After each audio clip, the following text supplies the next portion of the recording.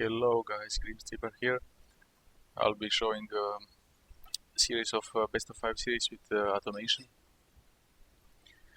We actually did one duel just earlier and I had a really lucky starting position compared to his, so we decided to play a best of 5 series to even out the luck factor a bit more, you know. And anyway, you will see now the set of rules we created for this game.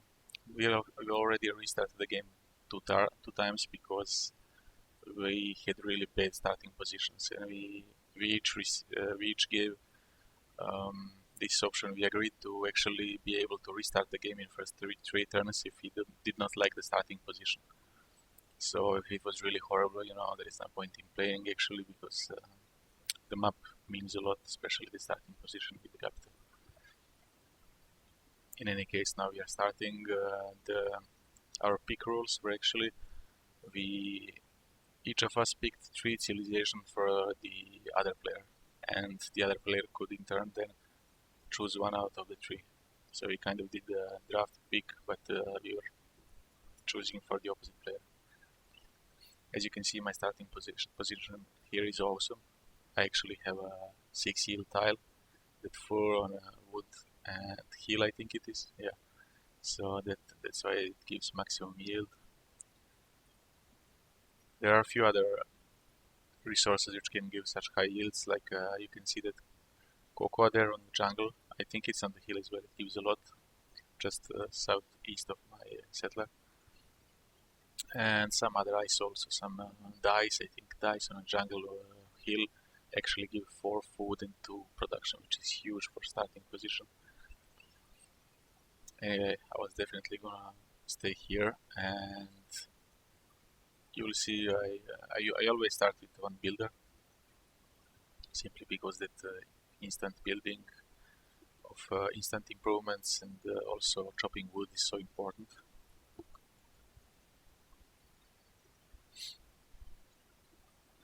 Depends with which civilization I play, but in this situation I will definitely go for improvements first. I will not be cutting anything, simply because those 2 yields I have are actually very high yields, and it would be a waste, I think, to cut them now directly. Maybe later on it would pay off if I would need it for something fast, like an important fast settler or anything similar. But right now, yeah, I'm just getting the worker done because I want to improve really fast tiles around me. Even that is not so important in this situation, because I'm already working 2 tiles with maximum yields. For example, you know, I have the 4 and the air, and both of those hexes give more than any other improved tile around. So this builder, yeah, he will be improving stone and maybe cattle up there. I don't even remember what I improved first. Well, I definitely did stone, but yeah. And yeah, the builder is not so important, because only from the population 3 city it will become useful, because it will be working the improved tiles. So maybe in this situation it would be better to build monument.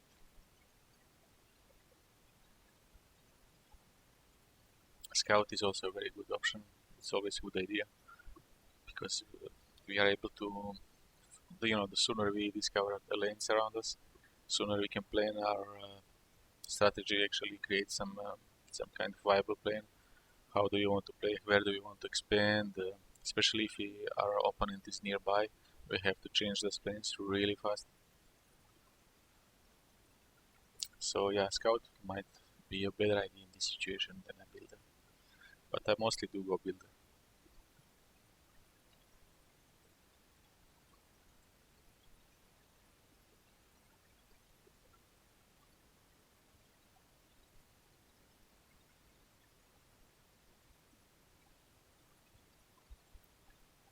I think he gave me a choice between England,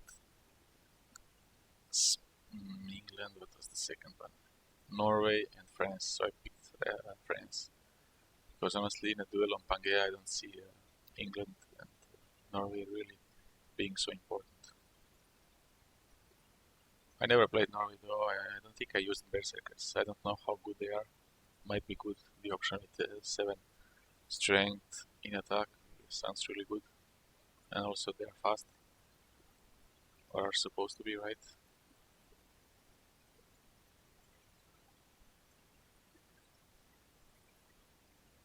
See, I just found his borders. Since he's Egypt, I was pretty sure that's him because of the colors.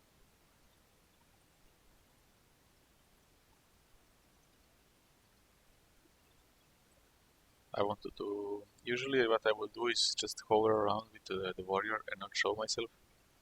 But in this case I wanted to see his starting position because we were really close by, and I wanted to see what does he build, how fast will the settler come, how high are his yields.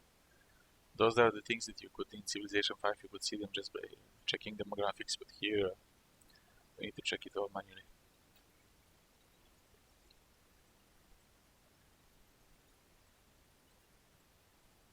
I have already decided in this game now, when I saw his borders, I already decided that a really important position is that city right there between all those woods.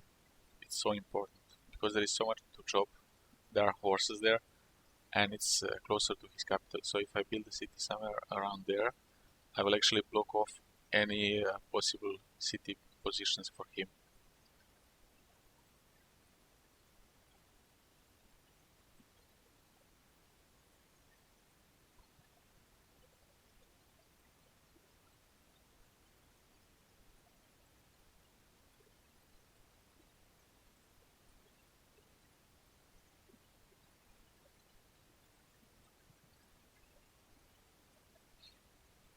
You can see his city already expanded quite a bit, so he either bought the tiles or made a monument first. You can deduct a lot of things from just watching, his empire. Checking constantly the scores, his science, his domination score, his empire score, everything else. That can give you a pretty good idea what your opponent is doing.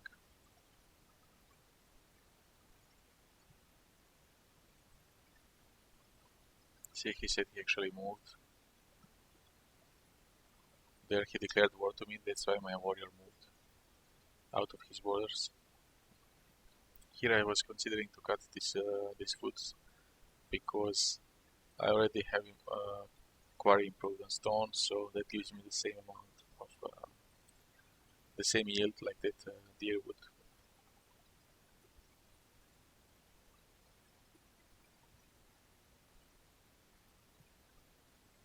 So I'm going directly for craftsmanship because I think in this kind of close game it will be important. Get few units really fast and maybe stop his expansion. Just control my borders, control the game a bit more.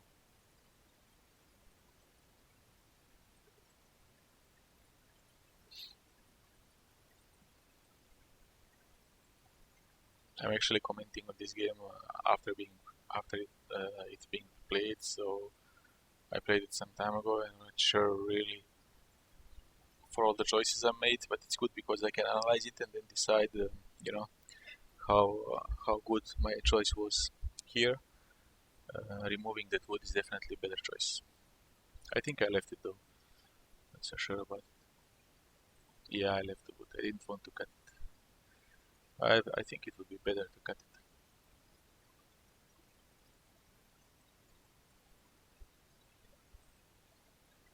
I probably opted to go for 3 improvements to get craftsmanship much faster, for the Eureka bonus from 3 improvements.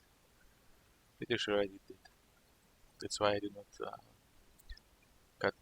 not chop the wood there. If I chopped it, I would be able to build only 2 improvements, and you see how much time it takes me to build the builder.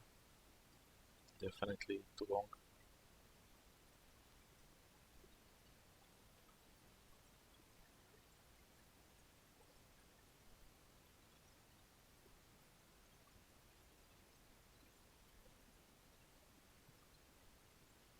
So now I'm thinking, should I build a city on that cattle or not? I will opt for the cattle because I will be able to chop a lot of woods around, and I also get the horses just next to me, and the citrus is up there, so it's all good. Usually I would build it on the river, But considering this was definitely going to be a short game, I mean, look how close we are. It wasn't really important to have the fresh water. With granary I could grow my city to, what, 4 population, and that's more than enough for this kind of a game.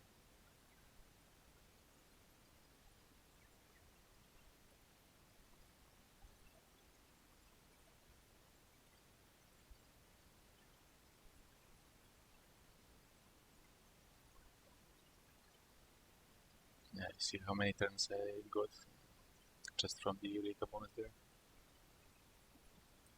That's why I didn't chop the wood.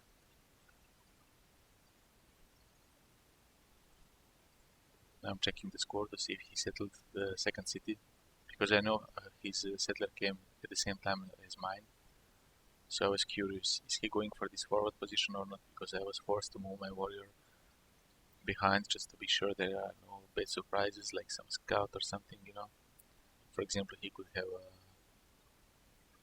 a scout with improvement, movement speed on forest or hill, and really snatch the settler quite fast.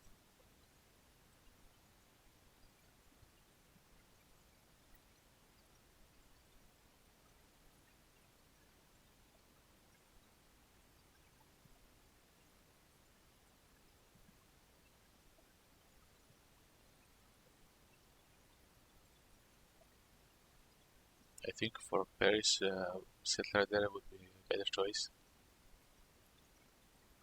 I would definitely prefer to build a settler there.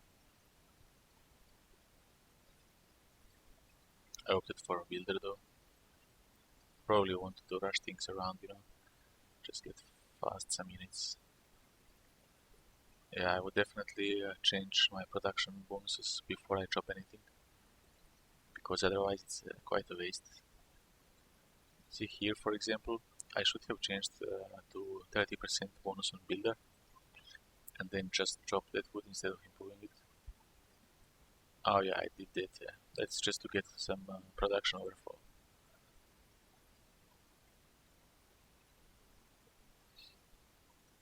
Yeah, I had 50% production bonus on units, so yeah, not so bad.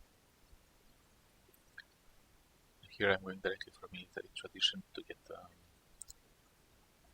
production bonus on mounted units, but also it's not that important to have it that early. I think it's definitely better to go for governments, advanced governments. I might have changed later on in this game, I don't remember.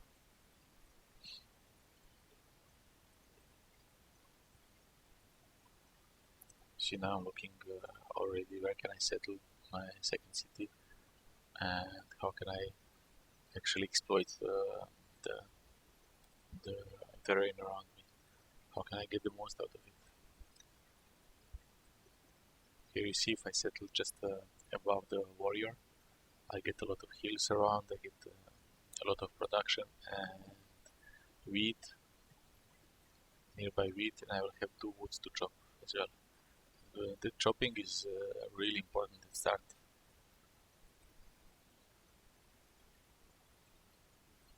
Actually, with the patch, as they removed chopping from outside of the borders, it made the game much more interesting, because before you could just spam that shit, just go all over the map and chop anything anywhere and get huge production bonuses.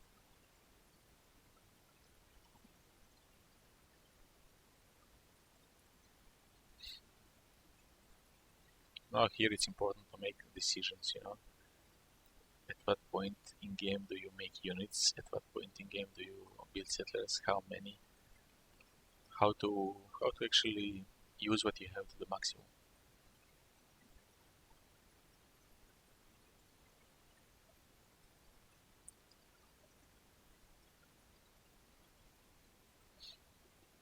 In this situation here, you can see I have 109 gold plus 8.4 per turn, which is quite good. So what I can do is make 4 or 5 slingers really fast and upgrade them to archers once I have archery, and then just follow up with chariots. It's a typical strategy for rushing, and it works quite well. First, you build archers, you send them forward directly because they are much slower than chariots, and by the time archers get to the front, you already have 4 or 5 chariots as well coming just behind them, and they come at the same time, and suddenly your opponent has 8 units in front of his capital or any other city, and it's really hard to defend it.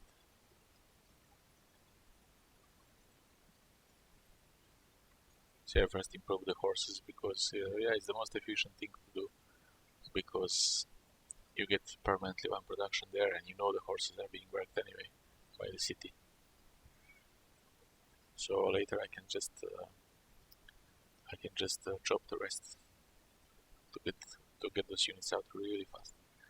I see that his warrior there, the sneaky warrior.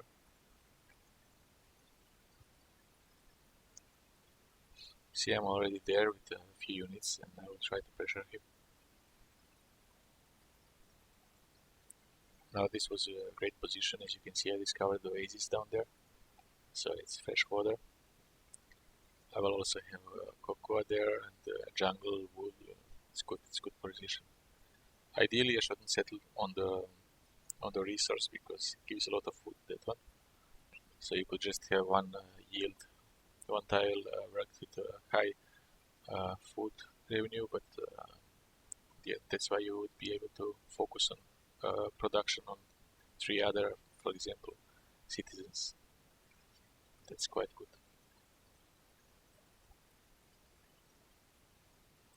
See how many slingers I'm building, because that's what I want to do. Exactly what I explained to you actually, and that is upgrade all to archers.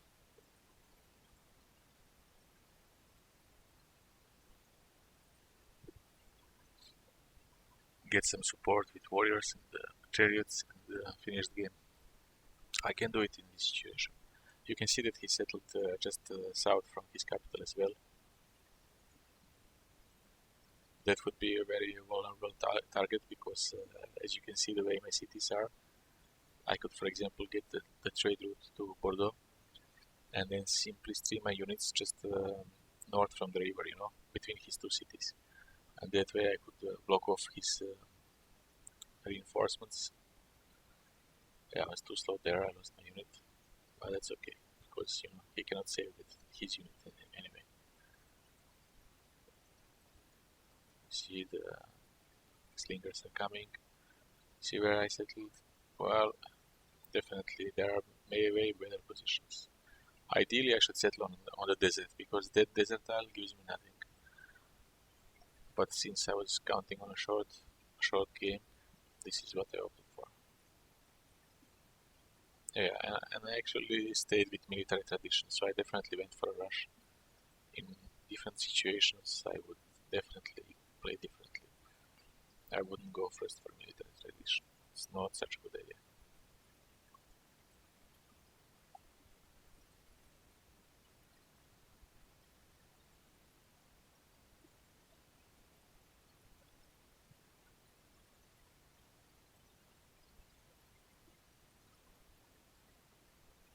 See, now I'm already there, I will be pillaging, reducing his yield in the capital, and it's so important. Less food, less production, less of everything. Just apply pressure there. And as you can see, I still have the woods to chop there. I can really build a lot. In this situation, that kind of city settling is so important.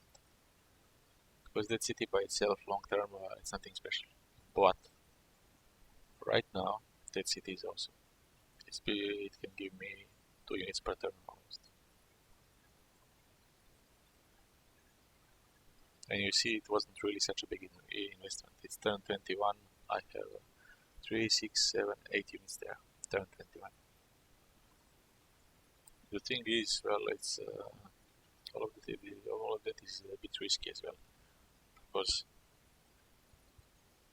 I chop everything, I attack. If my rush doesn't work, well, then I have a city there, Bordeaux with almost no production, and I even built it on cattle. and that on a kettle, and that kettle would be much more useful if I worked it actually with my builder.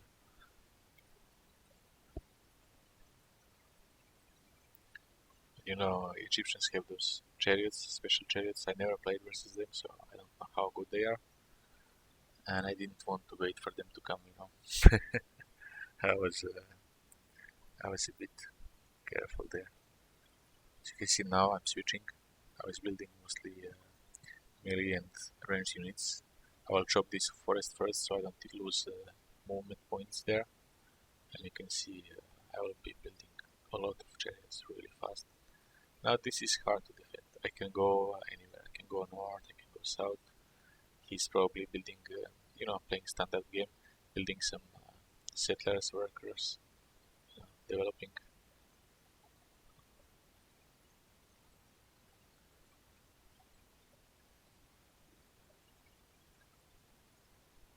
Now he's saying how expensive his units are, but actually those unique units are really expensive.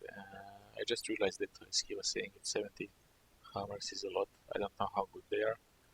Later, I think he was doing quite decent damage with them, but it's still expensive. 70 hammers is a lot, and it's the same with Congo.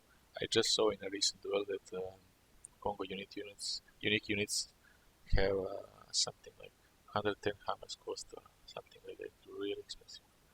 Can't remember now how much it was, but I was surprised. Definitely. You can see now in this position. Well, I definitely have a lot of army, and the only thing I need to do is pressure his capital. Slowly, just take it over.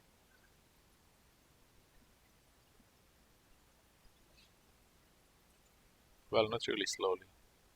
It's important to.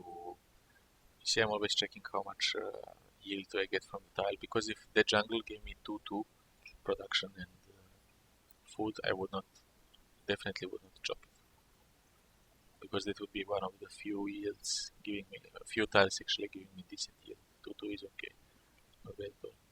It's like improved heal, for example, at the start. But since it gives me 2-1, there is no point keeping it.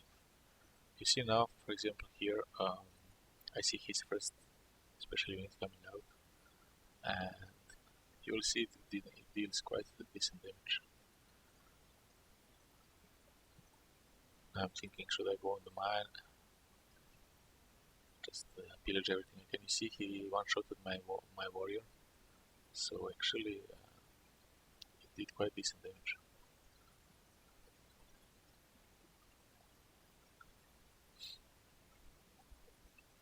Now I'm thinking already, see me going down south across the river with the archer. It's just because I actually was thinking, I am not sure that I will still take that capital. I don't know how strong are those chariots. I know they are fast, they're ranged unit, and in case he defends his capital, I would definitely directly just switch south, and I can easily take it. You see, my army is between the two cities, so if he defends one, I just switch south and take the second city, and it's his second largest city, so it doesn't really matter which city I take in this situation. If I take the second one, he would still probably be crippled enough for me to win the game.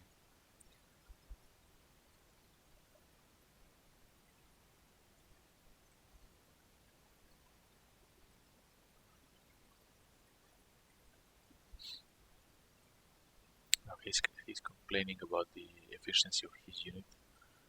Yeah, I would need to try to play with Egypt to actually determine how bad those units are, but it is true that if it costs 70 production, I would definitely prefer to make 3 archers, which cost about 70 something, 72 or whatever production.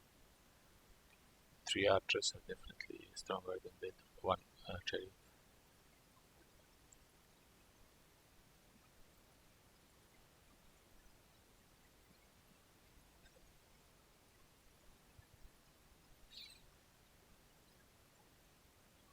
See, I'm actually thinking here that I need to slam his city because I have a lot of units, and if he doesn't have the critical mass, meaning he doesn't have like 3 chariots with which he can take me out 1-2 units per turn, then I can definitely finish the game right now. See, he one-shot to that warrior, so they do quite a lot of damage, those chariot archers. I was a bit afraid of them, and you can see that I'm building. I was thinking of building a battering ram in case he has some nasty surprise like finishing walls, but yeah, it was too early for walls anyway, probably. And you'll see in that bottom right city I decided to make a settler, and I decided to make a settler just because I don't like going all in, just on the rush and then just hit the wall and lose the game on that. So this is just a backup option. That city's population 3. It will take him 9 turns to build a settler, which is a lot, but I didn't care so much anyway. I was mostly focused just on winning the battle here. And you can see I do a lot of damage with a lot of those archers. Now he's waiting for my warriors to come and kill them. Because with no melee units I can't really take the city, but I still have the chariots as well, so it's very hard for him. I mean, I have too much army there.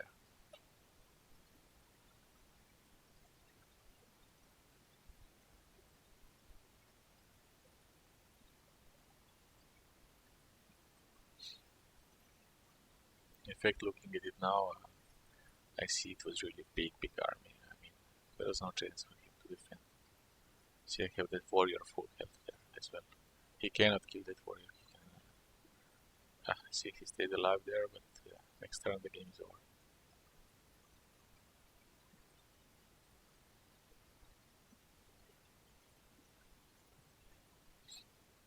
And that's it. GG. 1-0 in the series of best of 5. We go to the second duel.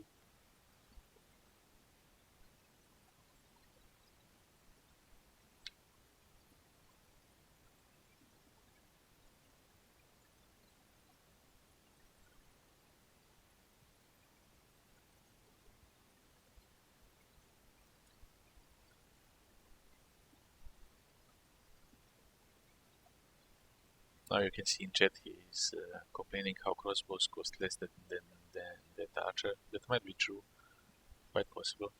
I don't know what this unit cost.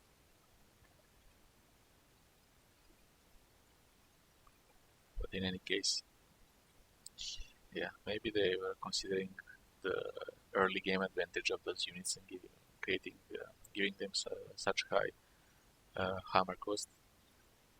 But in any case, they can probably be countered quite easily with horses, so it's weird. Okay, it's such a unit and give it such high cost.